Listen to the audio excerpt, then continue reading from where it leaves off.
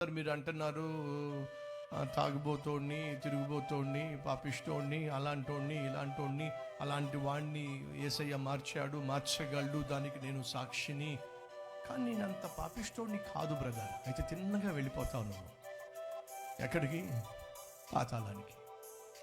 నేను అలాంటి ఘోరమైన పాపిష్టి పనులు ఏమీ చేయలేదు బ్రదర్. కాబట్టి నాకు అలాంటి సాక్ష్యం ఉండదు కదా. అంటే నువ్వు ఘోరమైన పాపిష్టుడివి కాదా? నువ్వు ఏ తప్పులు చేయలేదా? ఏ తప్పులు నేను చేయలేదు, ఘోరమైన పాపిష్టివాడిని కాదు అని అంటే నువ్వు నెంబర్ 1 యాక్టర్వి.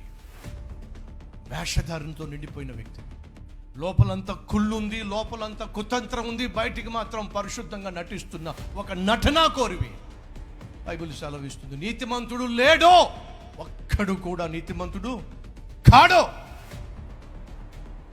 కానీ నీ దృష్టిలో నువ్వు చాలా నీతిమంతుడు అనుకుంటున్నావు.